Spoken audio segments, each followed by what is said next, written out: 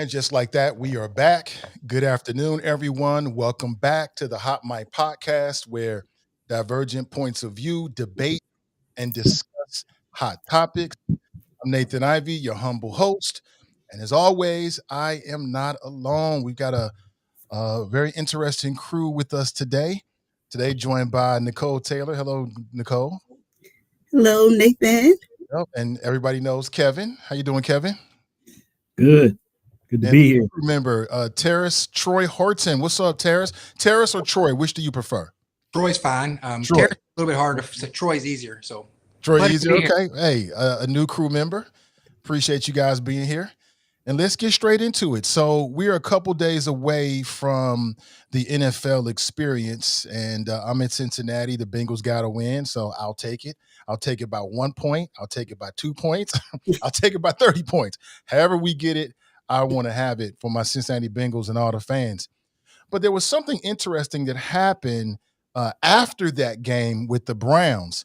And during the game, the star quarterback, who has been under a lot of critique, some would say justifiably so, Deshaun Watson, he suffered a season-ending injury. So terrible to see it. But apparently, when he went down, when he was on the field and when he was being carted off, apparently people were actually cheering for his demise, which prompted this response from backup quarterback Jameis Winston. Check this out, and then I want to get the crew's reaction to it. The way I was raised, I was taught to love no matter the circumstances, especially for people who do right by you. I'm grateful that I had a chance to serve Deshaun, but I am very upset with the reaction to a man that has had the world against him for the past 4 years, and he put his body and life on the line for this city every single day, regardless of your perception, regardless of what you thought should happen with him. He committed every single day that I've been here to be the best that he can be for this team. And I know I come from the deep south, Birmingham, Alabama, Bessemer, Alabama. So I know the standard that hungry fans want. But the way I was raised, I will never pull on a man when he's down. But I will be the person to lift him up. And that all of us have unique experiences. All of us have circumstances, conditions, and facts that we face every single day. And I pride myself in being a man of increase and being a man that wants the best out of everybody. I tell myself every morning, what I want for myself, I want for everyone. And I do not want the treatment that Deshaun Watson has received from these passionate fans. I know you love this game. So when I first got here, I knew these were some amazing fans. But Deshaun was treated badly. And now he has to overcome another obstacle. So I'm going to support him. I'm going to lift him up. And I'm going to be there for him. Because I see the way he fights. I see the way that he works. And I know who he is as a person and as an NFL quarterback. And that's all I have to say to address him. I'm sending up my prayers. I already prayed for his leg. And I will continue the way I was. So that was a hot mic moment from Jameis Winston. Maybe a topic not on the radar screen for a lot of people. But my question is, so how do you read this? Was the crowd reacting? Were they cheering this man's downfall because of the allegations that he had? Lots of women came forward and said basically he sexually assaulted them. Or was it because he didn't perform up to expectations on the field? What do you think? Well, it's probably a little bit of both of those things, Nathan. I mean, I'm friends with some Cleveland Browns fans, and so I know the conversation that's been going on around there. You know, the Browns gave Deshaun Watson a lot of money to come in there and play. He was expected to be the savior of that franchise, the quarterback that has eluded them for decades, that was supposed to take them to the Super Bowl. He was not that. He was a shadow of his former self, whether that had to do with being away from the game for a couple of years or dealing with the mental fallout of everything that he went through. He just did not live up to expectations. He has a very big contract that's going to be hard for the Browns to get out from under. And so his play up to this point had been subpar. So I think, I say this all the time, great play will cover a multitude of sins. You know, had Deshaun Watson come into Cleveland and he had played great and he had been the Deshaun Watson he was before he went through everything, I'm not saying that people would have been totally okay with what he was accused of and what he had done, but he certainly would have been much better received. The fact that he played bad and he had those allegations on top of him just didn't endear him to fans. Now, that's not an excuse for cheering for the injury of a man. Certainly people who want to criticize him for the allegations and whatnot he faced, that's fair game. But I think anytime you see a man get injured in that fashion, dealing with his career, his livelihood, I think you should show some respect, even with him not having played as well. Anybody else want to jump in? Sure. I think Jameson Winston, you could tell in his voice that he had passion in what he was talking about. He was really passionate, and you could tell he's come a long way from the Jameson Winston from his past. The growth I've seen Jameson Winston. And if I'm not mistaken, the money that Deshaun Watson got was guaranteed. So I think he's getting paid regardless. When watching the game, when that Achilles snapped, it was just it was grueling. And the fans, that's just, as a Bengal fan, that's just Cleveland fans. That's just how they are. I mean, that's par for the course. That's what they're going to do. Right. I remember Sam Weiss saying something years ago, like you're not Cleveland fans, something like that. You gotta remember that. Is this just a Cleveland thing? Like, Yeah, they were on the field. Yeah, dog bones and batteries back then. That's what they were doing. Dog bones and batteries. Hey, Nicole, what's your thoughts? Well, I was watching that game, of course, Who Dey. Of course, I didn't want to see anyone get hurt, and so that moment in the game was very grueling. And to hear the fans boo, I wasn't expecting that, but that was really, really horrific. Because the man was just like Jameson Winston was saying, he was already down, had a hard game, and then to end it with something that looks like a career-ending injury. That's just kind of like the icing on the cake, but then to be wheeled out and to hear the crowd boo, like the mental and everything else that goes along with that, I think it was just really, really just cruel. And he didn't deserve that.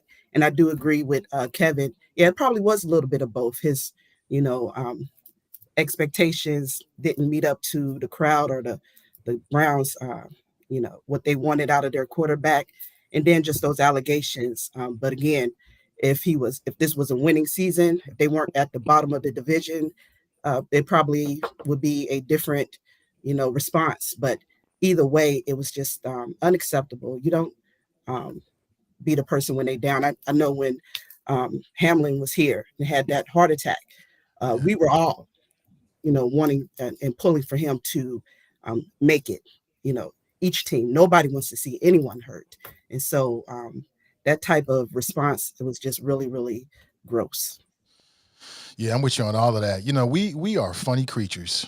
Human beings are very funny creatures. We really are. Like, I have no doubt in my mind that, it's a little bit of both, but it's like one is informing the other. So like, yeah, what he did with those women allegedly, that's pretty bad, right? It really came down to he said, she said. So it gives fans an out to still go to the games and feel comfortable, cheering for their quarterback. But once his quarterback play started to go down, then I think some of them start to remember, like, oh, this guy did this.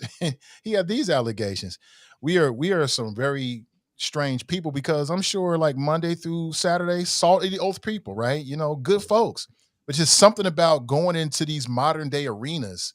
And maybe it's a good thing where we're able to release that type of energy in those kind of like areas. But I also have no doubt that if he was doing MVP caliber type of on the field performances, I don't think a lot of people would even be thinking about the allegations anymore. Sports and entertainment, which sports is entertainment. So the entertainment industry is weird. It's, and we talked about this with Puffy and R. Kelly. It's like, as long as you keep us dancing and keep us entertained, we can forget about some of these other transgressions, as long as I'm not confronted with like a video of you actually doing it. Then it's just too much for me to deal with. But up until that, man, keep scoring them touchdowns and making them hits, and we will just step in the name of love and in blissful ignorance, right? Am I wrong or right about that? Yeah, I think to a degree. I don't think it's fair to say that every fan feels that way. Like I said, Oh, I know a no, I don't lot of feel that way. yeah, I know a lot of Cleveland Browns fans who just didn't feel good about, even though they respected the talent, they didn't feel good about bringing in Deshaun Watson and paying him that kind of money. I think, the thing that you got to understand with fan bases is fan bases are loyal to the team. Players come and go off of teams, but fans' love for the team stays there.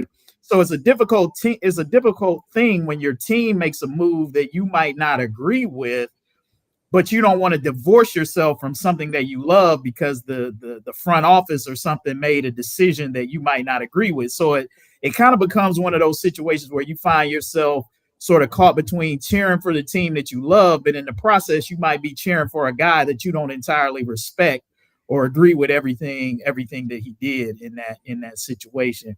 And before I'll pass it off to somebody else. I do want to acknowledge Shahira made a good comment that I didn't want to miss.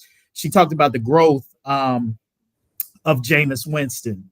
And, Jameis Winston was never accused of anything as serious as what Deshaun Watson was. But if you recall, when he was coming out of Florida State, he had some issues there. I think he went into a store and stole some crab legs or did something like that. So he's not one who is unfamiliar to controversy and being cast in a negative light. But I think it's hearing him talk in that clip.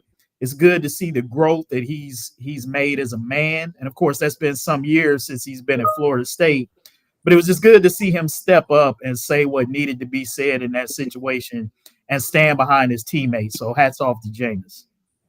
Yeah, I would echo that. Like, in this world where it just seems like, I don't know, maybe it's just my sensitivities as a black man. I see black people under assault, right? It was good to see this brother stand up for another brother.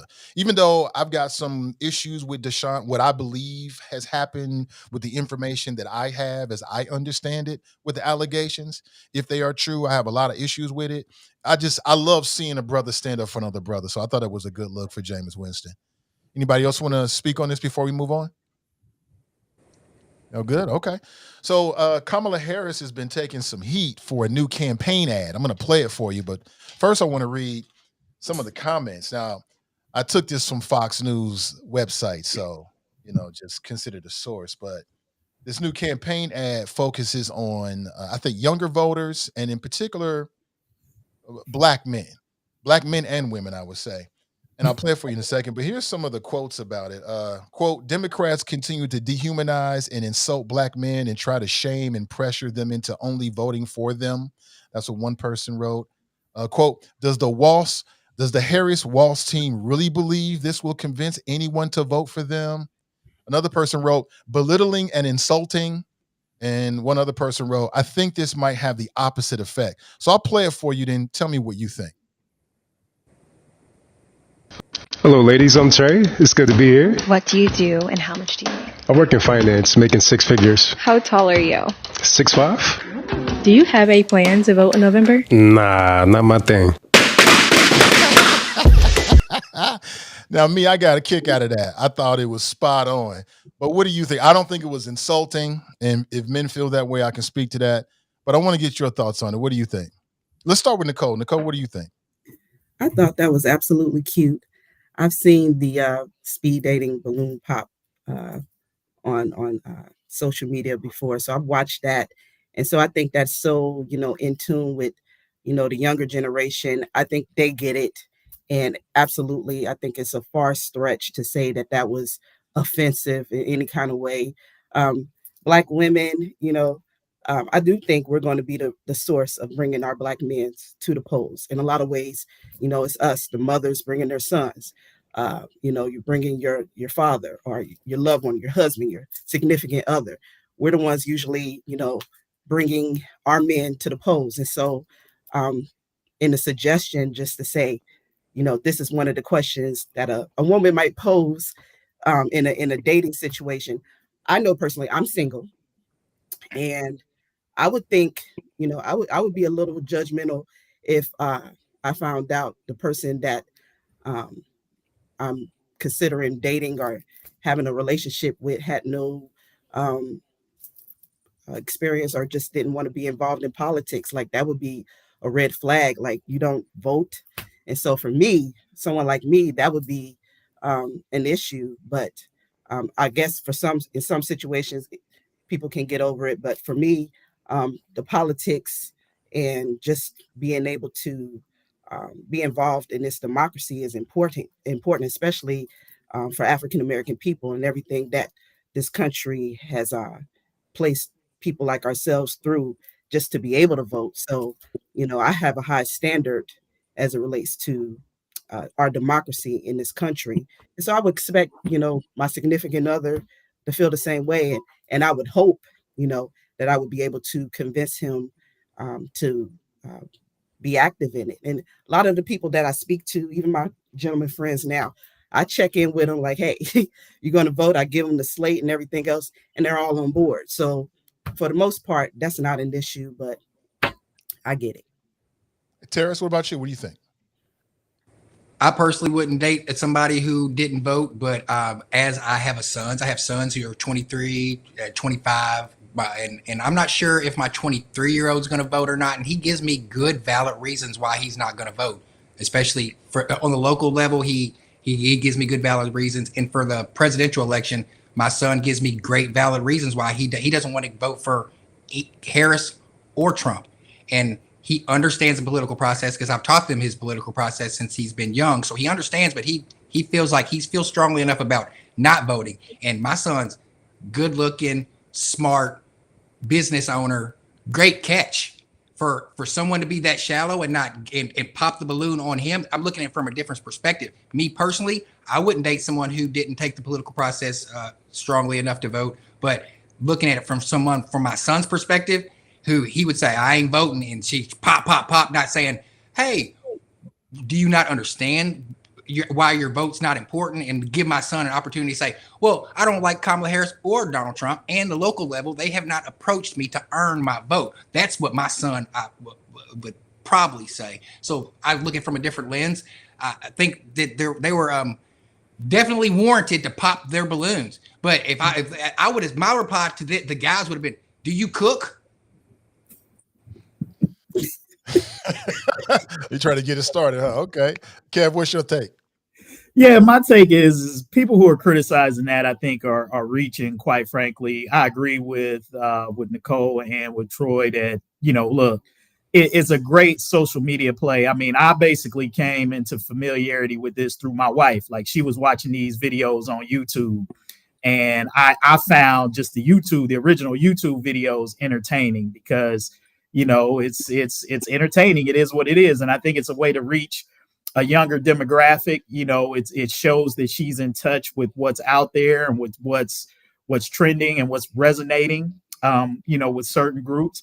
And then I also think there is an underlying message in that, and I don't want to make this sound like this is exclusive to Black people, right? There are a lot of people. In fact, there are more people who don't vote in this country that do vote. In other words, there are a lot of people who don't vote, and that's people who are of all colors. But if we're talking about the base in which she's trying to reach, which is Black men, and particularly young Black men, and getting them out to vote, there is an issue there in terms of getting that demographic out there to vote and trying to appeal to them. And I think with all of the issues that women are facing on the ballot this year in terms of reproductive freedom and things of that nature, it is very important, I would imagine, to women that men go out and cast a vote this year. So I think there are a couple of messages that are kind of mixed in there. But do I find that offensive? Do I think it's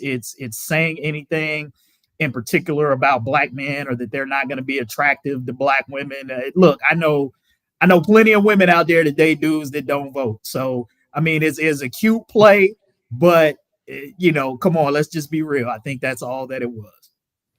Yeah, I thought it was good on a lot of different levels. So I'm one of those people who thinks that, given the circumstances, I think that VP Harris is running a heck of a race. And I see her sort of checking the boxes. Some of the boxes I don't really think are fair, but I see her sort of just checking the boxes and going down the line of all the things that I've heard in the media that she should be doing. So, before these last couple of weeks, people were saying she should be talking more directly to Black men, and she's been talking more directly to Black men. So I think, again, the comments were taking Fox News websites. It doesn't matter what the nature of the video is, they're going to find a way to criticize it. And if there are any Black men out there that really have a problem with it, I would just say, the real problem is with you. I'll say it again. What I'm hearing when I hear and really listen to Black men who are sort of undecided, which I don't believe anybody's really undecided. At this point, if you're talking about undecided, 9 times out of 10, you're not going to vote for whatever your reason is. But when I hear their reasons, they just don't make sense. And when I push and probe when people and kind of, give them some pushback, it just all falls apart. Everybody thinks the smart thing to say is about policy. But what I have found is that when I question people about policy, they don't know what the hell they're talking about or what they even really want, right? And so I wonder if some of these men who are just resistant to Kamala Harris have mommy issues or don't have a woman in their life, and maybe they got a bad relationship with their baby mama, so now they want to take it out on every Black woman, or they're sexist at their core. They've got a problem with a woman in leadership, and or racist. They've got a problem with a Black woman in leadership. That's just where I'm a skeptic of all of that. I don't really think highly of the folks who say that. And for me, talking about you don't vote and we dating, we might kick it for a minute, but nothing serious after that because I won't respect you. And I just can't fathom what the response could be that I could respect. And I'm dealing with a grown-up, right? Not a child. And you telling me you don't vote.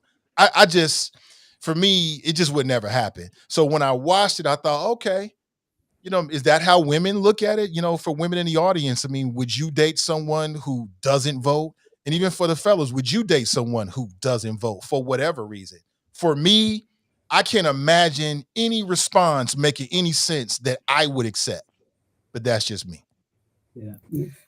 The other thing I want to point out too, Nathan, is there's this narrative about Black men not supporting Kamala Harris. Let's just put that to bed. 70% of Black men at last polling plan to vote for or say they support Kamala Harris. Now, that is down from 85% that voted for Joe Biden. Donald Trump is only up 5 percentage points. He got 15 in the last election. I believe he's up to 20 now. So if you look at that percentage drop, there's still a good percentage of, and I don't know if these are undecided men or men who have just said they're not going to vote at this point, but there's still a pretty good gap in that 85% and the 75% that moved away from Joe Biden and Kamala Harris. But still, the vast majority of Black men are voting for Kamala Harris. So I think some of these media narrative headlines that Black men are not supporting Kamala Harris is just false. If you want to say they're not supporting them in the same number as Joe Biden and maybe Barack Obama, that's true. They're not. And that could be some of the reasons that you pointed out, Nathan. You know, I mean, the one thing that we have to admit in this country is there is a segment of men who still have a problem and who still have issues with female leadership and stereotyping that for whatever it is. And that's not going to go away. And I think, you know, to some degree, we don't have to like it, but that is where it is. And you're just not going to get some of those men who just have a problem with that. And that's unfortunate. Yeah. I'm glad you said that, Kevin. Yeah, because I think it's being dragged. Who's jumping in? Nicole? I would like to. Troy? Yeah. All right, go ahead, Troy. I kind of disagree with a lot. Like, I believe that Kamala Harris is not running a great campaign because I'm glad that you have me on here because a lot of times that I watch at your shows, it's kind of, you guys all think the same way. So I'm here to give a kind of alternative point. I don't think Kamala Harris is running a good campaign at all because let's look at the facts. She needs 80% of the Black men vote. She doesn't we're looking at poll numbers, and I'm willing to bet each of you guys $1 after exit polls are out. Black men after exit polls will vote 59, more than 60, I'd say 60% other or away from Kamala Harris, just because, I mean, I know we'll get into that later in the conversation, but I'll make that dollar bet with anybody that wants to make one. And you said that the guys that are voting for are not accepting the Kamala Harris have mom or daddy issues. And I kind of think the different. I think the difference, because I think most of the men, Black men, who are voting for Kamala Harris were raised without their fathers. I believe that if you look at the men who are sports Kamala Harris, they were raised in single mother homes without strong fathers leading. See, and this is where the demographic changes. I was raised in a 2-family household where my father was the leader and my mother, to her day she died, was put on earth to serve my father. So that's what I seen. So, you know, like when I'm picking partners later on in life, I'm like, those things don't, it has nothing to do with leadership. It's just everything that I do, that I've seen and understand the political process. So it has nothing to do with Kamala Harris. And like I said, I don't agree that she's running a good campaign. I believe that she could be doing less identity politics, and more truth. If we know Donald Trump's a liar, we know he's a liar, and it's orange man bad. But if Kamala Harris would come and she start telling some truths instead of pandering to, in my opinion, Black men, especially now that she knows she needs us. She knows she needs us. The Democratic Party they know they need us. So now, instead of Black men, instead of us like, okay, when everybody has their turn, when let's say the Me Too movement had their turn, they went all in. Me. The LGBTQ community, when they had theirs, they went all in. I think as Black men, let's sit back and let's get together bipartisanly, Black strong men, and let's approach our time to shine, where we're getting some recognition finally. Because I've been over here, big Black men for the past 8 years. Nobody listening to me. Nobody on the Democratic side. Nobody on the Republican side. Now that we're going to get some attention, I think that we should sit back and kind of come collectively, and I'll land there. Okay. Well, everyone said a whole lot. I don't know if you know, but I'm with the NAACP, and my job right now is the State Civic Engagement Director for Ohio. So my job specifically is to help get out the Black vote in this state, not just in Cincinnati, but the entire state. And one of the biggest challenges that I've had on the ground has been with Black men, young Black men in particular. But most of all, it's just those first time voters. A lot of them, this is not even on their radar. No one has told them the importance of voting. They don't think that their vote matter. Even on October 7th, which was my birthday, the last day to register to vote, up until the last hour, I was talking to a young Black man trying to convince him to get registered to vote. And successfully, I was able to do that. But first, I listened. I listened to the brothers. And then I let them know that, especially if it's a first time voter or someone that doesn't vote very frequently, I let them know how important their vote is, because someone like myself, I'm a consistent voter. They already kind of have tallied that how my vote is going to count, but it's their vote, that is unaccounted. They don't know which way. Those are the margins of error that we're talking about. And it's a lot of us. And we are those low propensity voters, Black people generally, that are the forgotten voters. And that's what a lot of the parties are missing out, or in particular, you would say the Democratic Party, they forget those low propensity voters, or they just overlook them. But what conservatives have done, they're digging in deeper in those low propensity voters. That's why when you hear Trump out on the campaign, he's not even trying for the middle or or those independents. He's digging in deeper into his base, because just like many people say, there are a lot of people registered to vote, but half of them won't even participate. But if you really, really dig in deep, you can get more votes out of there. There's about 8 million plus people registered to vote in Ohio right now. 8 million people are not going to vote. But if you could get half of that, wow, what I'm saying? The potential is out there. But going back to the Black men, what I would say to them is just like, listen, I explain to them the power of their vote just because they're a first time voter or, an infrequent voter, and how they can swing the projection of an election just by participating. And then just, explaining to them the significance of their vote, how we're able to change policy, and that it's not just about, personalities. We vote our interests. And so no one is perfect, even your spouse, no one is perfect. And so what we try to do is align ourselves with those that have most of our interests in line. And so for the most part, we go with those individuals. And so we're nonpartisan. I can't tell anybody how to vote, but for the most part, I let them know when I was their age. What impacted me was knowing that, the ancestors were beat, often killed just to stand in line to vote. And as a young person, just knowing that, seeing that was enough for me to not ever look at the opportunity to vote and say, I'm not going to do it. But that was enough for me. I know this generation, there's a real disconnect because our history and our, path in America is already trying to be erased. And then we don't do an excellent job in informing and teaching our children the African American experience and how much it took to, have the rights and the privileges that we have today. And so, and being a part of an organization like the NAACP that has fought for over a century for those rights is just vitally important. But with all that being said, it's always been young Black men, well, not always, but just in this election, that has been the biggest challenge. But all they really need is someone to tap in and talk to them.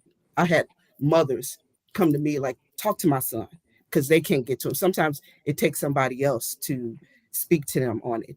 But that's why we're out here. We're doing virtual phone banks. We're doing texting. We're doing door-to-door canvassing right now.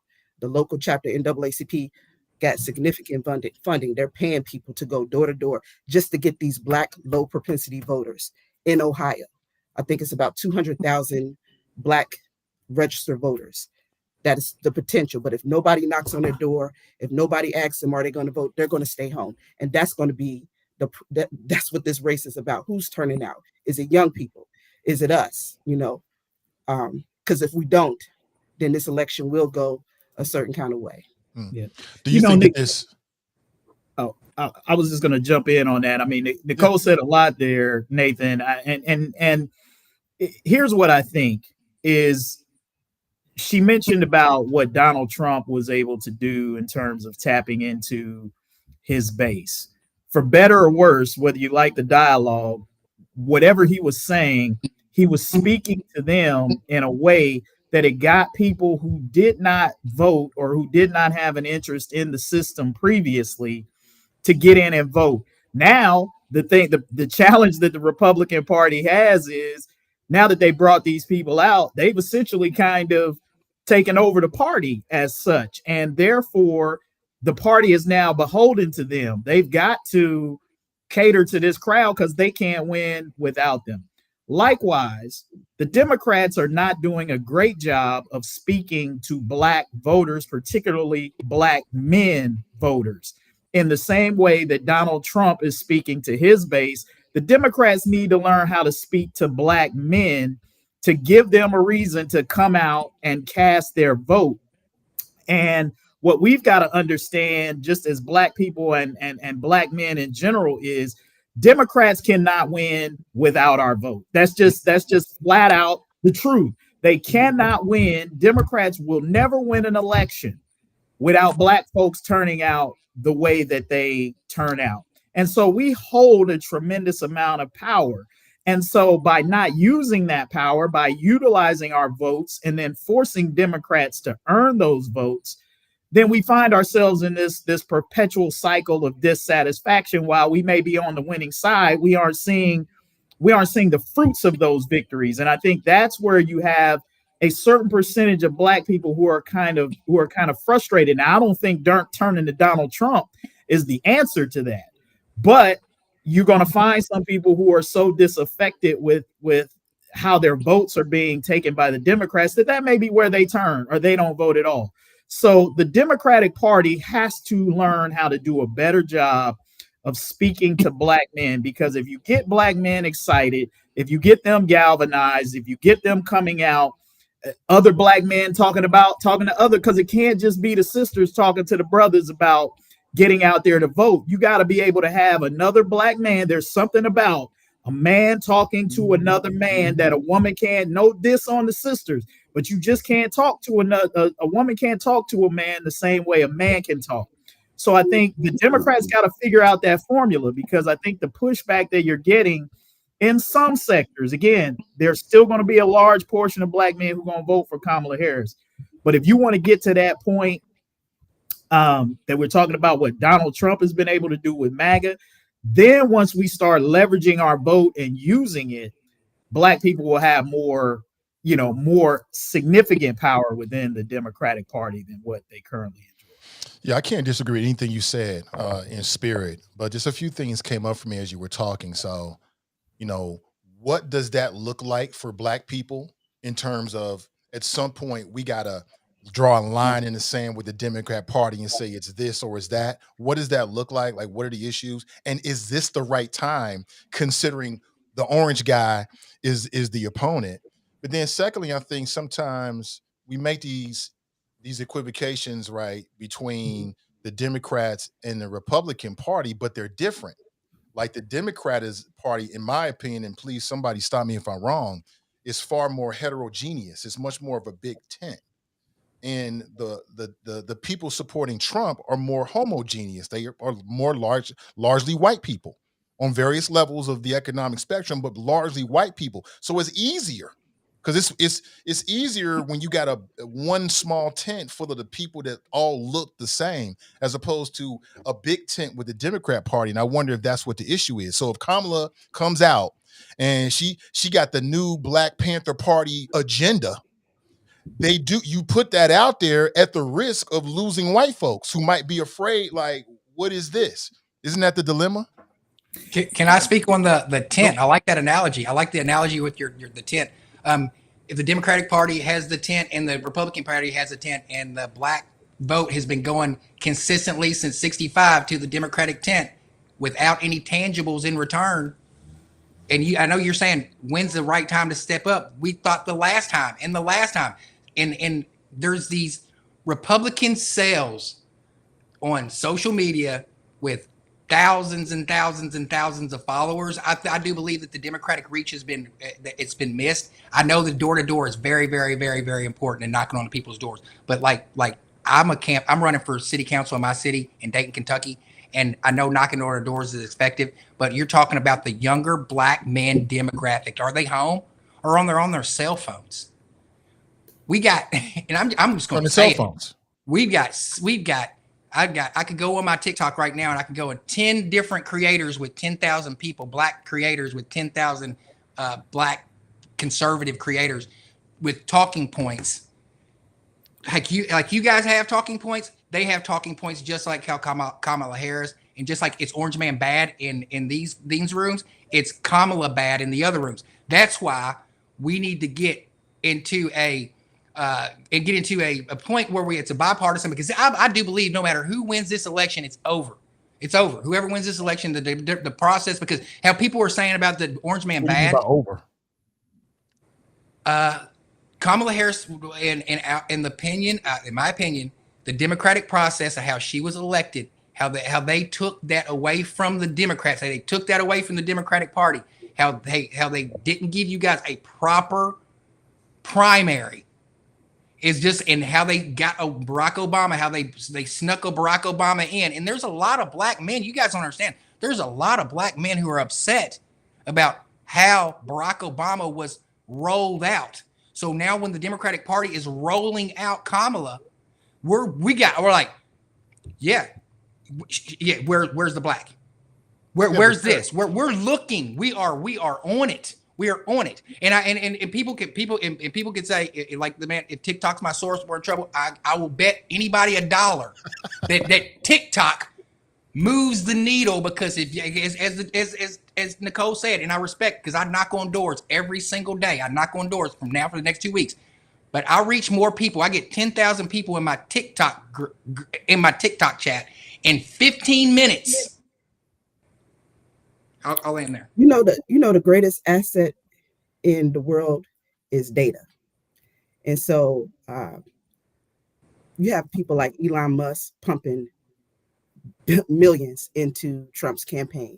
So there's a lot of misinformation. There are a lot of false websites out there, and that is part of the reason why the race is so close, because a lot of the public has consumed a lot of misinformation. And once you're in that algorithm, once you give 5 seconds to one of these ads, they're just going to keep inundating you with the same stuff. And you're just in a tunnel vision of information that is not echo chamber. Yeah. So, even with that, if you're not wise enough to understand the information that you're receiving and to be able to seek other information, to seek facts, to seek truth. You were saying that there's not enough truth and facts coming out from Kamala Harris. I would beg to differ.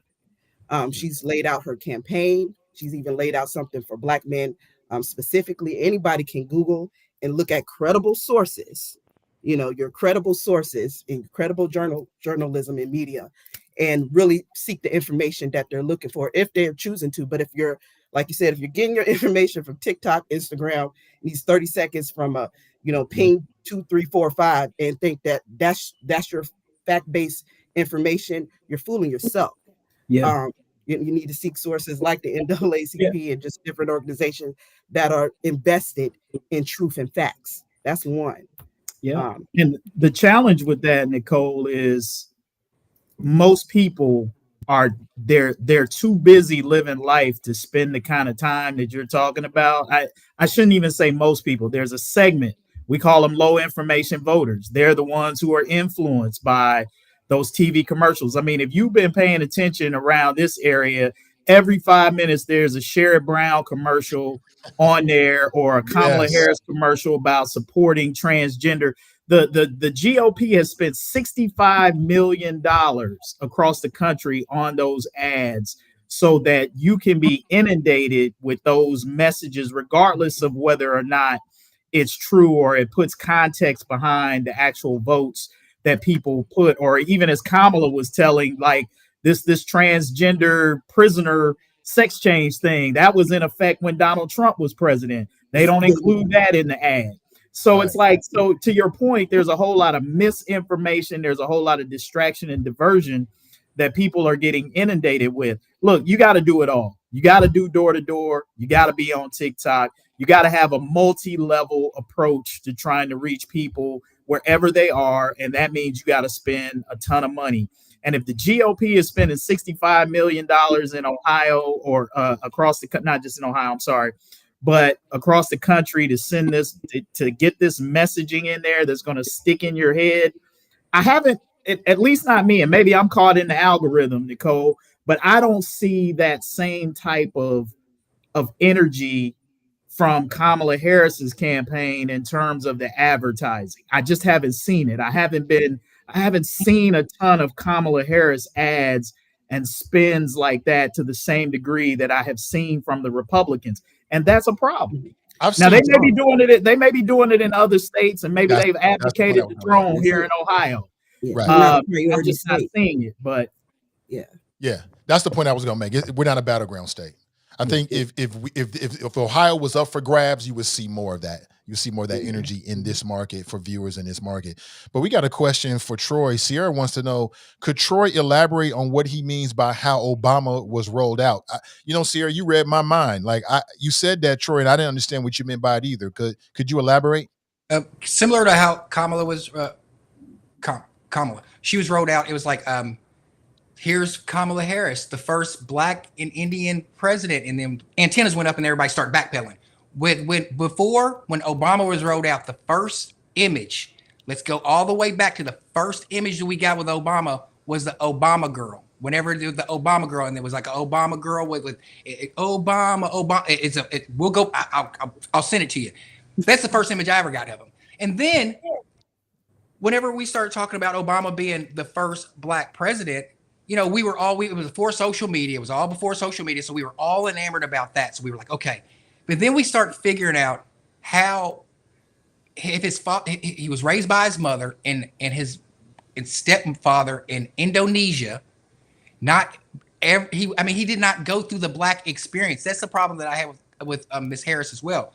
They didn't live the Black experience, but we are, as Black people who parents were here, grandparents were here, great grandparents were here. We are allowing someone to come in and assimilate off the civil rights and what, like Miss Nicole said earlier, our great grandparents fought for the rights to vote, and they fought for the rights on the Republican Party. They did fight for it on the Republican Party side. I know there was a switch, the Southern strategy and the party divide. But I'm talking about like with the people who were fighting for the rights to vote were the Republicans. That's why I think that this partisan politics got to go. How Obama was rolled out. He was rolled out as a Black man.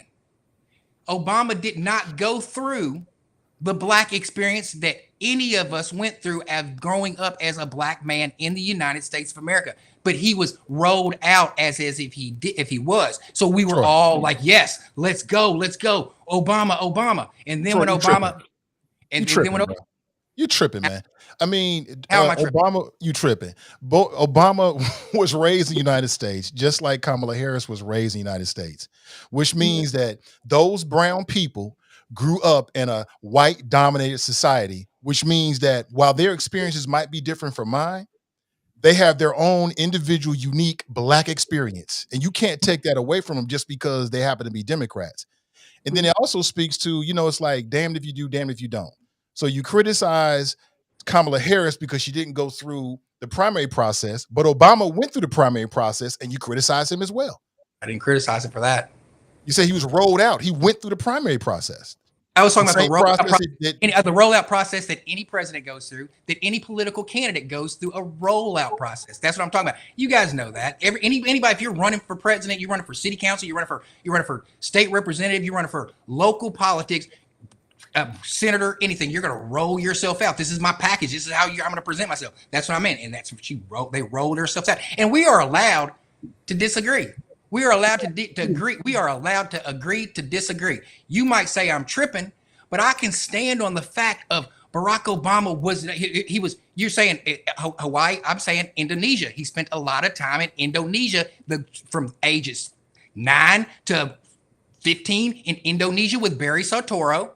and Lolo Sotor and his mom, and that is not the Black experience of having to go through. So you saying Barack Obama never experienced racism in America? I didn't say he didn't. I didn't say he didn't experience racism. I'm saying the Black I experience, the Black experience, the Black experience that you guys are allowing your party representation to put up for you guys is not a representation that represents anything that has anything to do with me.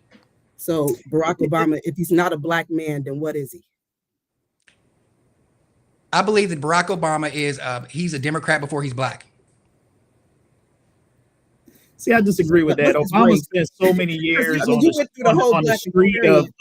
on the streets of Chicago doing community organizing. I mean, it don't get no blacker than Chicago. I mean, so and it doesn't get more Democrat than Chicago either. Well, look. I mean, we're all a function of a bunch of different identities that are a part of us: racial, political, religious, whatever.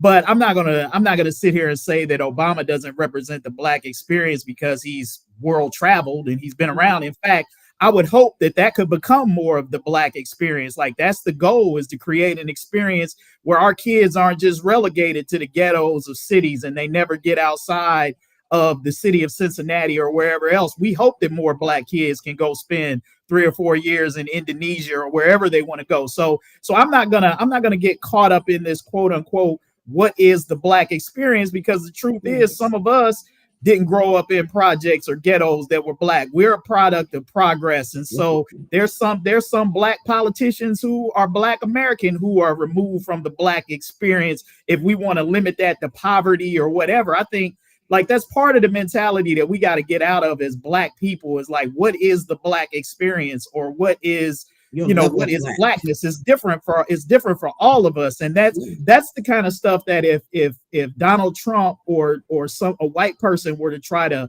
paint us into a box, we would be highly offended by that. But we also adopt that mentality in terms of what we think about our leadership and the people that we put forward. And I think that's just a dangerous path to go down. And I think that's why, quite frankly, what Troy said is probably what some Black men, when you're looking for answers as to why Kamala Harris is struggling, there may be some that feel like Troy. I mean, I'm telling you, there's a group of men who feel just like me, and y'all are sitting there and y'all are telling me that I'm tripping and y'all are dismissing me. This is exactly what the Democratic Party does every time someone like myself starts to talk, instead of listening to what we have to say, because I understand the political process. I'm from Kentucky. I live in Kentucky, where it's going to go red no matter who I vote for. So I'm more in tune on local, who my state senator, my state representative, my local politician, my school board, I know every last one of them by name, got all their phone numbers, and I know all of them.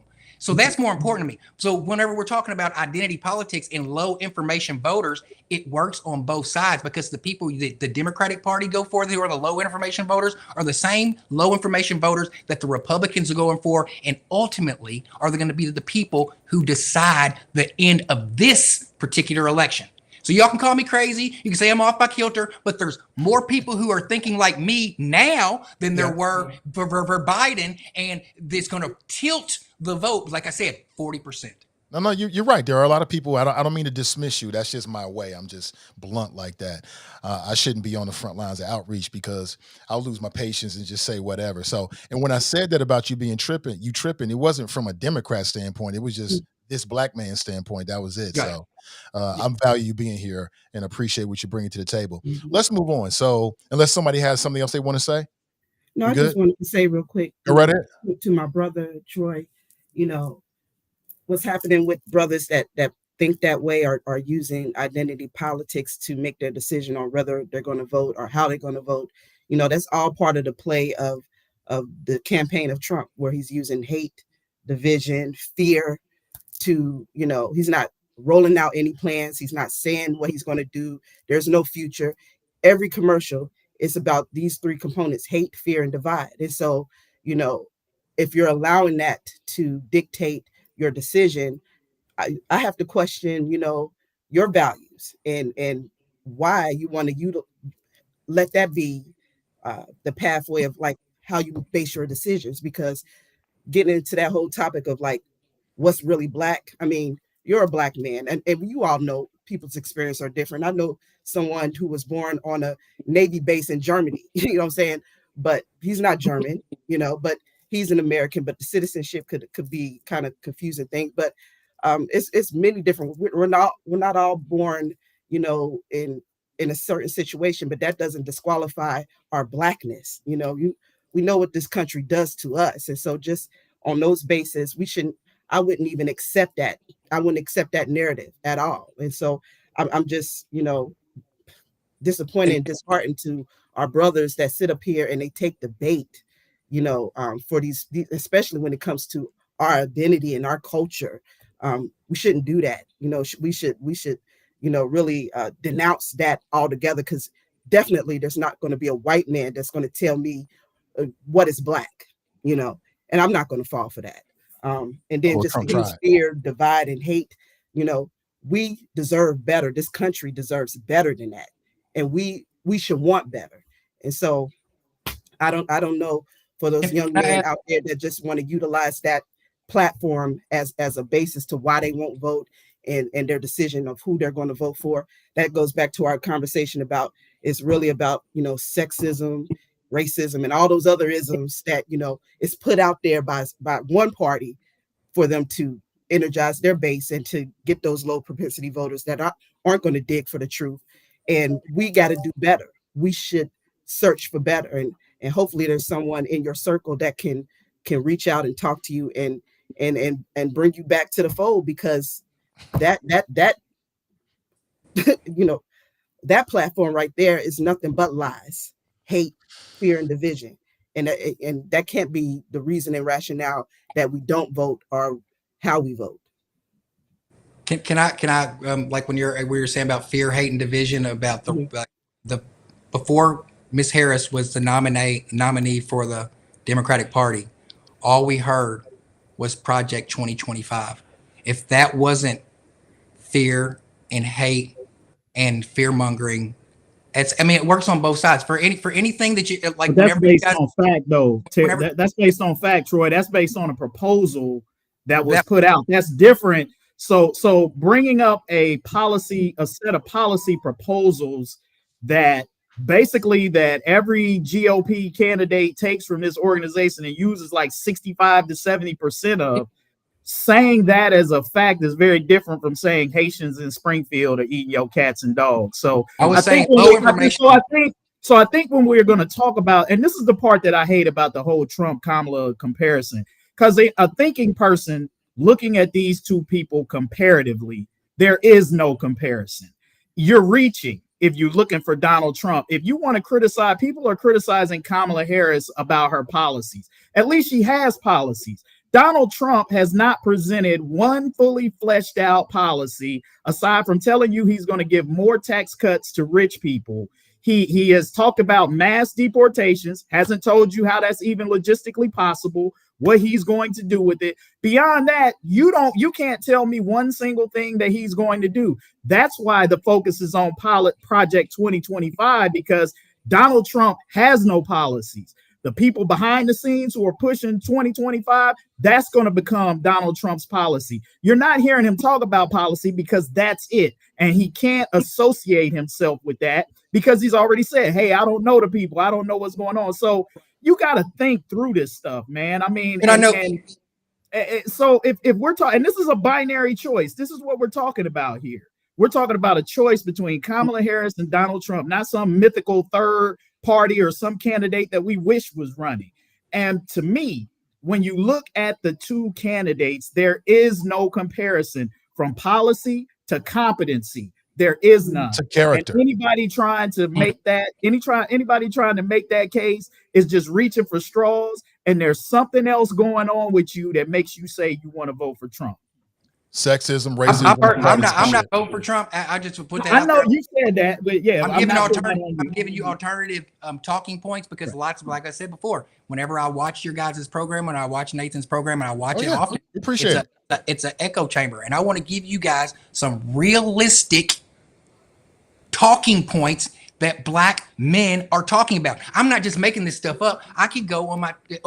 I know you're saying, oh, TikTok's not a valuable source, but if there's a person, if we could get, if I could go, if there's a person that could go into, if TikTok wasn't a valuable source, there wouldn't be, Kamala Harris wouldn't, and Donald Trump wouldn't both be trying to garner the influence of social media influencers and going on social podcasting. I would never argue against that. Yeah, TikTok is and influencers, political influencers are super important. Yes, and I believe they're going to push the envelope for this. And I'm just trying to give you guys, because I often hear you guys talking echo chamber, and you're right. And when people on the conservative side hear about Project 2025, and I'm be honest with you guys, and hear me, we laugh. We like, got them. They're more concerned about a not make believe, but a document that is presented to every single GOP president, every single one. So we're like, oh, they're taking this document that has been presented for the past. The Heritage Foundation has presented this document to every single GOP president for years and years and years, and will continue to do it for years and years going forward. So when Black conservatives see this already in place, yes. So when we see you guys fixating on Project 2025, we're like, it's factual and actual. So a lot of it is already in place. These are just some of the missions and their goals, so when we're talking about Project 2025, you can laugh, but here on our side and people that are in the middle, when we're actually talking about policy, it matters. And so talking about eliminating the Department of Education, yeah, that matters to folks. That's not fear. That's not division. That's not hate. That's a possibility that can happen, given the facts that all the things that have already happened with the Roe versus Wade and presidents being able to pretty much do whatever they want from the Supreme Court justice, given those type of permissions as it relates to his duty in the presidency. He can almost commit a crime. I mean, there's just like a lot of policies and laws that are already, moving forward, even as it relates to removing equity, inclusion, and diversity. Like how did that become a negative? How's you as a Black man okay with conservatives putting on the books as a law that these type of programs shouldn't be in place? Certain books need to be eliminated from school. How is that okay? How's erasing our history okay? Nicole, I think, I think the answer to that question is, and a lot of Trump supporters, and again, not saying this is Troy, but I'm just saying, a lot of people who justify voting for Trump do it because they don't think these sorts of things are going to happen, right? Oh, he's not going to do that. And if he was going to do all of that, he would have did it the first time he was in there. But what people fail to mention or realize, like if you listen to people who were a part of Donald Trump's administration, he tried to do it then. The difference is you had good people who had common sense who were standing in the gap saying, no, Mr. President, you can't do that. Donald Trump learned from that the last time, and he's already told you that he's going to get rid of these mid-level bureaucrats, all of these people who was blocking him the last time from doing what he's going to do, and he's going to replace them with loyalists. So the people who want to go back to what Donald Trump did or didn't do 4 years ago people are not listening to what this man is saying, and they're thinking that what he's saying is like some kind of joke, or oh, he's really not going to do this. Yes, he's going to do every bit of that. And you're right, Troy. The Heritage Foundation presents that same document to every Republican presidential candidate every time they get elected. And that's why I said it's important to look at the percentage of their proposals that actually get used. And the percentage of the proposals that get used is around 70%. So you can bet that if Donald Trump gets in there, that Project 2025, he may not do everything in there, but history has shown that at least over half of the proposals that are put forward are going to become reality. And half of the stuff that's in there, that's reason enough for me to be worried. And that's not fear mongering. That's saying that's a harsh dose of reality right there. That's against my interest as a Black person. Right. So, sorry. And what you said, when he said about the project, but I agree with Nate. I agree with Kevin. I agree that Donald Trump is going to do exactly what, like get rid of the Department of Education. He's going to do that. And there's several people that want him to do that. There's a lot of people that want him to get. I know that it goes against your interests, and I know against your but there's a sector of people that would Black like for him to kids get go rid to of the public Department of schools. Education. It There's a goes against sector of our people interests. Yes. that would like for him to get rid of the federal government, the Federal Reserve. There's a You know who sector those of people people who are, agree Troy? with him to do that. So I mean, it's another instance where I'm sitting here telling you the talking points that I hear amongst black men who think other than you guys. There are people like you, like, oh, he's going to do this. They're like, yep, he's going to do it. He's going to get, and we're going to vote for him to do that. Right. And It's not miseducated. and I think that's, you know, that's troubling, because I think that the black men who think that don't recognize that none of what he's doing is going to benefit them. This whole push toward privatization of education is not going to work. That's going to be a colossal disaster. Look, we can all agree that there's a lot to fix in the public school system, but that's mostly because they're underfunded, that they don't get a lot of money coming into there to adequately be able to create an education system that serves each of them equally. There's too much reliance on property taxes. So yes, the whole system may need to be looked at and fixed, but getting rid of it in favor of this push toward charter schools and private education, I'm telling you right now that more black children are going to be left on the outside looking in. And if you are black, I don't understand how anybody can think getting rid of the Department of Education and privatizing education is a good thing, because that's not going to work out in black people's favor. There's a lot of people who don't realize not only that it doesn't benefit them, but they don't realize how it's going to harm your position or harm the position of people that you love, or your children, or your family members, or some of the older people in your family that you look after and you care about. Because I just don't think they're listening to media that's breaking it down for them enough. And they're not taking the opportunity. They're not in the places where these conversations are taking place, unfortunately. But let us move on. I want to talk about what I think is another double standard. I've been saying this and I'm not alone. There's a clear double standard in terms of how the media is portraying the two candidates, Trump and VP Kamala Harris. The age issue was a big thing when Biden was in the office. It was all about age. Everyone was so worried about, are we going to have a president who's so old that the president won't be able to deal with issues as they come up? Biden drops out. Now we're looking at Trump say very dangerous, deranged things all the time, but yet we don't hear that conversation. I think there's a double standard in terms of like the types of media that the two candidates do. There was all this conversation about Kamala's not doing enough media. Now she's done the media, and we see Donald Trump basically bow out of several high-profile opportunities to sit down with media, and it doesn't seem to be as much of a conversation.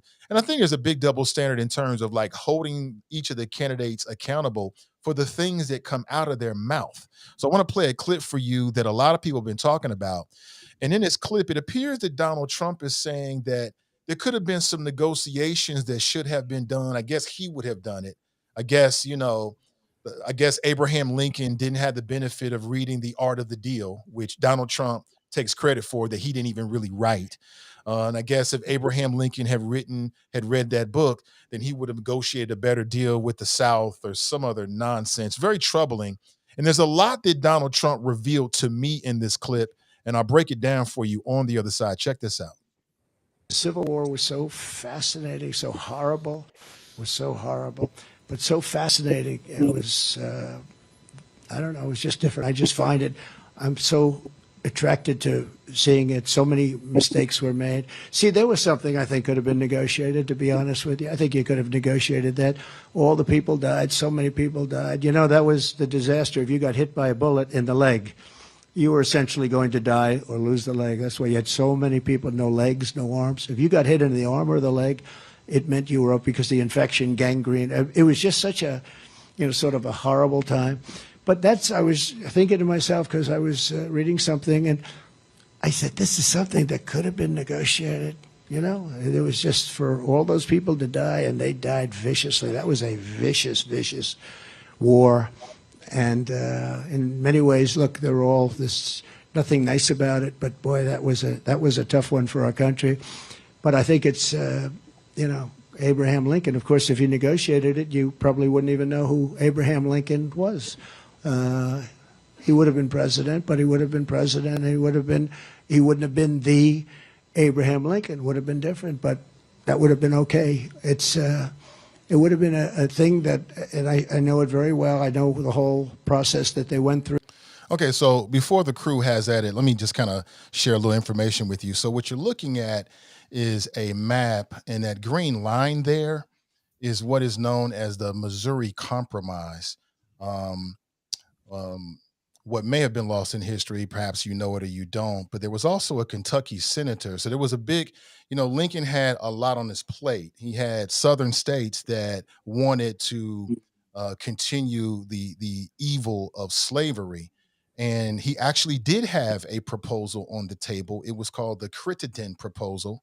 And it was proposed by a man named John Crittenden. He was a senator from Kentucky, your neck of the woods, Troy. And basically, what it would have done is extended the Missouri Compromise. So the Green Line would have extended across the continent from west to east. And everything below that, all those states below that, would have been allowed to continue with slavery. Probably would have continued into the 20th century. So when Donald Trump talks about the Civil War was compromise so that could have been made, I fascinating, mean, so horrible. it comes was so across. horrible, but Pardon so me. It comes fascinating. across as if what he's saying is that, we should have, struck a deal with the South, which was in of effect would have continued slavery for people below that line I just showed you. And I just don't believe he has a grasp enough of history to understand what he just said. So not only is he saying that slavery is something that could have been compromised, which again speaks to his character, but to me it also speaks to the cowardice of the man who is not willing to stand firmly. Like some things there is no compromise, but that's what I'm taking from it. What are you guys taking from it? Nathan, God bless you, man. First of all, thank you for that little history lesson there that you just gave. But you're giving this man way too much respect, way too much consideration for what he just said. First of all, Donald Trump thinks that he's the greatest president ever, better than Abraham Lincoln. He said it. Yes, he does. So you've got to understand that first off, in his narcissistic nature, he's got to come up with something to criticize Abraham Lincoln, because he can't be the best if Abraham Lincoln doesn't have any flaws. So Right. you got to get inside of the manic mind of this man. You're trying to think through it too logically. Like, this is basically what it boils down to. I'm better than Abraham Lincoln, and if it was up to me, I would have settled the Civil War.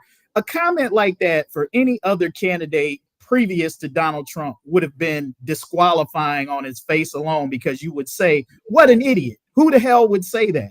And it's like he went through this long diatribe. Oh, it was just terrible. So many people who were killed in that. And if you took a bullet, you lost a leg. And I'm not minimizing the lives lost in that, but I'm only to say it shows his disconnect from the brutality of slavery. How can you sit there and talk about the lives lost in the Civil War and getting shot in a bullet and losing a leg when Black people for hundreds of years in this country were subjected to slavery, where they were brutalized, whipped, beaten, shot, killed, dismembered, right? He didn't talk about that. He talked about, probably he was referring, he didn't say this, but I imagine he probably talking about the Confederate soldiers, when he talking about, but the idea of that there's any kind of negotiation or compromise on slavery is ridiculous on its face, and it's typical Donald Trump. And just one more reason why this dude should never set foot in the White House. Yeah. Troy, TNT. Oh, go ahead, Troy. Kevin said it right. He's a narcissist, so he has to outdo everybody. That's boom. When he's talking about what he would do in Ukraine and what he would do in Israel, he thinks that he could end all the wars right now, just go in there and just do Donald Trump and just end the wars. I mean, who knows if we didn't have it. He did not have any wars under his presidency. We got to give him that. So we can't say he can hang that. It's like, we didn't have no wars under my presidency. That's where he should go with it. But Kevin, you said something real good too. You were talking about how Black people were in slavery, and we fought through slavery and civil rights and Reconstruction and all these things just to get representation from someone who doesn't fit that bill. And I'll leave it at that. Okay. Yeah. Well, let me respond to like what Troy just said about Trump, where he didn't have any wars. He can hang his hat on that. But he absolutely had an insurrection that he provoked. And in this country, that's kind of like the tip of like the worst you can do as a leader for this country. And it was all provoked from his own lies that he didn't lose the election and not accepting the transition of power like most of our presidential leaders have done year after, every term. And so, he didn't have any wars. We didn't provoke any of these wars that are currently in effect. Wars can happen. So I can't sit up there and blame this administration for actions in Russia and Ukraine and Israel and Palestine. Gaza. That's something that is out of our control. But because we're allies and whatnot, we're tied in that way. But for that, I kind of forgot what we were talking about, but that kind of struck me there. But yeah, I'll just end it with that. Can I respond? Can I respond on January 6th? Can I respond on January 6th? Go ahead. I think January 6th was horrific and it never should have happened. That was a horrible display of the Republican Party. That it was a horrible display of that sector, that very small sector of people. I denounce it completely. But as a informed voter and nerd, I watch C-SPAN a lot, and I watched the Senate congressional hearings of the January 6th trial, and I suggested everybody watch that because that might change your viewpoint on January 6th. I've seen Senator Rand Paul, I've seen Senator Thomas Massey, I've seen a lot of senators grill the January 6th committee this was a committee that was formed by the DOJ and the Democratic Party, and they came up with nothing. So and I'm just telling you this from a Black conservative point of view, whenever I put January 6th in the same category as I do Project 25 as Democratic left-wing fear-mongering. First of all, that's right, Troy. Again, with all due respect, you might have that Kool-Aid in your mouth, but I'm encouraging you not to swallow it, my brother. Spit it out right now, because here's the thing about January 6th. We all saw with our own eyes what we saw. And the Republicans have spent the last 4 years trying to convince everybody that you didn't see what you saw. I saw people climbing the walls. I saw people breaking windows. I saw people crushing police indoors and pulling on gates. I saw people running through the rotunda with zip ties trying to get at elected officials in there. I don't need a January 6th committee. I don't need a commentator on Fox News. I don't need anybody to tell me what I saw with my own eyes and tell me that it wasn't what I saw. And, hats off to the GOP, because they've done a marvelous job of convincing a whole bunch of people that they did not see what they saw. But that's why I encourage people to go back and watch the footage. Go back and watch the footage. It's like watching the Bengals Browns game from last week and seeing Deshaun Watson tear his Achilles heel and saying, you know what, that didn't happen. That's not what happened right there. When he dropped back and I saw that calf constrict and that Achilles snap, that wasn't exactly what I saw. I saw something else. That was a pelvic muscle pull or something. Like that's the equivalent of what they're trying to get the American public to do, is to believe that they didn't see what they saw. Just talking about January 6th. Last thing, and I'll let you take it, Nathan, is if I'm in Ukraine or I'm a supporter of Ukraine, Donald Trump's comments about the Civil War scared me to death, because what he has already said is, and what everybody already knew, is that had he been the president, he says that there wouldn't have been a war in Ukraine. He's probably right, because he would have allowed Vladimir Putin to go in there and carve up whatever parts of Ukraine he wanted, and he would have given it to him, right? The notion that a country whose sovereignty, because we would never stand for this in the United States, a country whose sovereignty is being threatened by a foreign nation who wants to come in and take over, and somebody is supposed to come in and negotiate and say, oh, well, you know, to stop the killing, just give up half your country or give up a quarter. We would never do that in the United States. And this is the kind of compromise Donald Trump is talking about. Absolutely. 100%. Absolutely. 100%. And that's what I took from that. Like, I think we can all agree that in the clip I played for you, I think he was in Iowa at that campaign stop. He was sort of meandering and doing that whole Donald Trump thing, stream of consciousness. Those were his honest feelings. You know, he honestly would have given up half of the country, right? He would have doomed half of the country to be, you know, the playground of slave masters, just so, you know, he wouldn't have to deal with any conflict. And it just speaks to the cowardice. Not half the country, Black people. Yeah, because white people in this country was not geographically is what I'm saying. Half of the country geographically with the Virginia's compromise, that would have been half of the country geographically that would have been pro-slavery on the South and anti-slavery in the North. That's what I meant by it. So, you know, it speaks to his character. It speaks to the fact that he's not willing to stand up for the right things and fight for them. There are some things to which you draw a line and you do not retreat. And I would say fighting against certain evils like slavery is certainly one of them. And so I agree wholeheartedly. He would have gave Ukraine up so quick.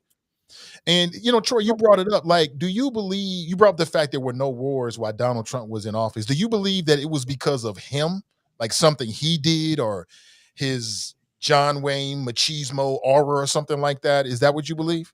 No, I believe that his focus was not on war, and the focus, it's a lot of the focus, like with you see Kamala Harris, and she's aligned with the Cheneys, and the Cheneys are about war. And if some people say that there's a lot of things going on in Ukraine, that Russia didn't like Ukraine going on so close to Ukraine, that Dick Cheney and that family was doing, and that's why Dick Cheney and the Democratic Party is funding Ukraine and Zelensky.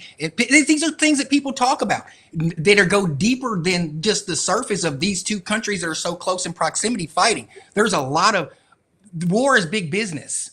And whoever the president of the United States determines, if Donald Trump is the president of the United States, he's going to cut Zelensky off day one. Day one. He's not going to give him any more money. Idea. He's not going to give him any money. And you're right. He's going to go on. He's going to say, Putin, you're going to get this part of the country, and they're going to get this part of the country. War over. That's what he's saying, because that's what he'll probably do. And that's why I take some of the things that Donald Trump says when he says things literally.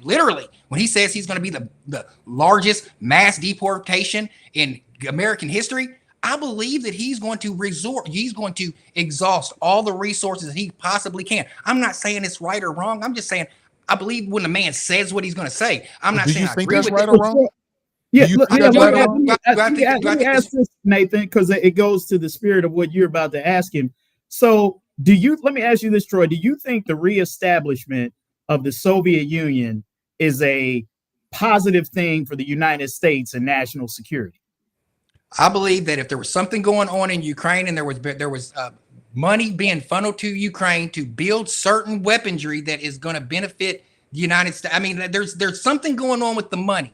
So there's something going on with the money in Dick Cheney, because there's no way that Dick Cheney is just going to jump and just going to support Kamala Harris, because there's Halliburton and Lockheed Martin money going on somewhere.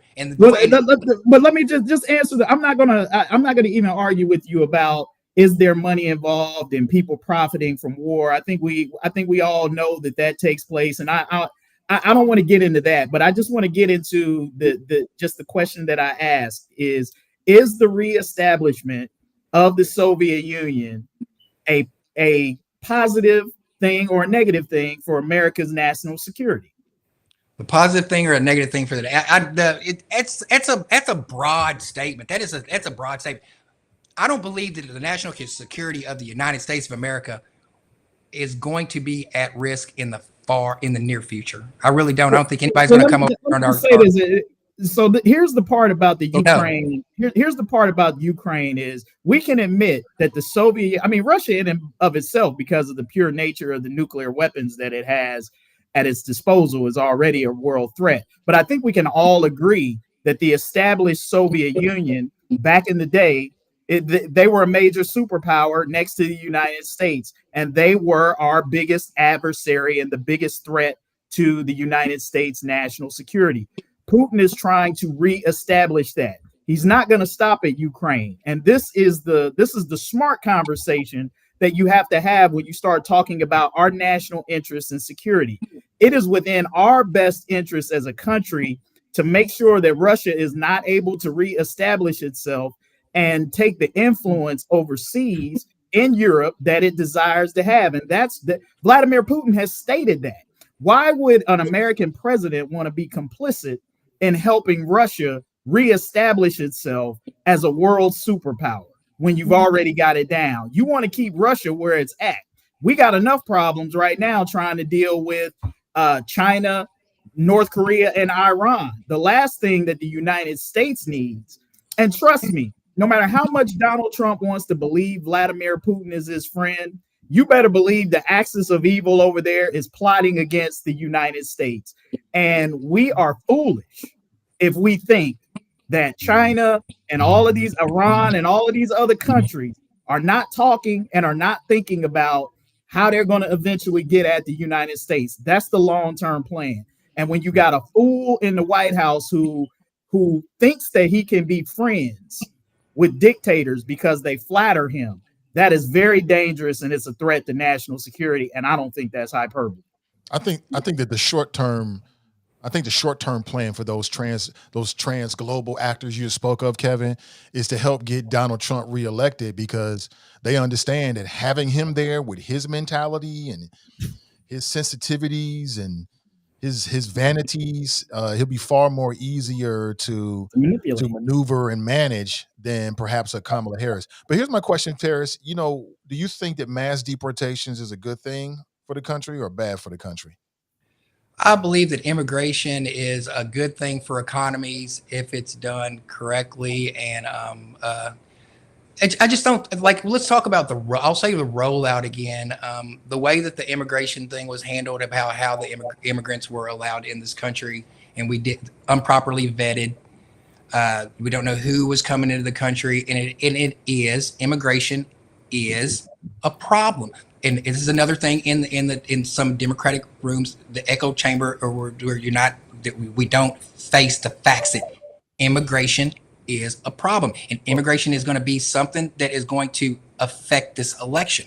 How it's handled, it has not been handled very well by the Democratic Party, and for the low vibration voters that both parties are going after. Let's be real. Vote that all they know is eating ducks and build the wall on the right side, and on the left side, all you hear is xenophobia and racism. So I'm talking about low information voters here.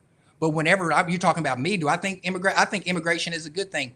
Immigration is a good thing because we need workers. It stimulates the economy. I believe that immigration is a good thing because we could bolster our military with immigrants. If people come in here and they want to come in and join our military services, get citizenship and earn citizenship, they can and build our military services up good, and so we wouldn't have to have the mass deportation. But the criminalization, the crime that's going up in these neighborhoods, the cars that are getting destroyed. Would you want to live in a sanctuary city? That's something you have to ask yourself. But I don't think the immigration I don't think the immigration problem is it doesn't affect me in Kentucky, but from what I hear of people in Chicago, it's affecting them. From what I'm hearing people in Springfield, it's affecting them. From I'm hearing people in sanctuary cities that are having to use the resources that they're saying that are meant for Black people. Because Nathan, I got to go back and I start my conversation with this. I didn't say this at first. Anytime, any room that I'm in, I'm speaking up for the rights of Black men first. I don't care if I'm in a I don't care if I'm in a Democrat, Republican, any room I go speaking in, I'm speaking up for the rights of Black heterosexual men first. And that's because why that's heterosexual? Yes. What's the difference between heterosexual and homosexual? Why the distinction? Because I'm a heterosexual man. I'm a heterosexual man, and for so long, we have stood up for the rights of everybody. And who's last place? in every social economic department, literacy, black men. On the bottom, I promote heterosexual behavior. I like when my sons tell me that girl over there looks good. I don't mind it. So I'm allowed to promote. When I walk in the room, I'm not caping for nobody except black heterosexual men first. Okay. Listen, I would on argue that, to say that even, and it's no problem with what you're doing, brother, because brothers need to stand up for each other. I think it shouldn't be a division on what type of brother you are, because it's a double negative to be black, to be a man, and to be gay. Those are like, it's almost like a triple negative in that respect. But all of our brothers need to be, supported in that way. But I wanted to go back real quick. You had said something, and now I lost my train of thought. But go ahead, Nathan. It'll come back to me. well, I was going to say, I was going to end the show. I appreciate Oh, everybody. I thought we had an interesting conversation, and just yeah. tell the audience, thank you for being here. I really appreciate you. Yeah. So what I'm planning for is, we'll be back on Friday at 1 p.m. New crew, new hot topics. Please join us, and we will have our phone lines up. We'll be taking your phone calls. We really want you to be a part of the conversation, a bit more engagement. But thank you so much for being here. Thank you to the crew, everybody. Tarris, our first time on the show together. Appreciate you, brother. TNT, same. Thank you so much. Both of you My guys, partner, thanks for joining. Kevin Aldridge. Always good to see you, man. All great flows, as I put it. Have a great rest of your Tuesday, and we'll be back, as I said before, on Friday at 1 p.m. Have a great day.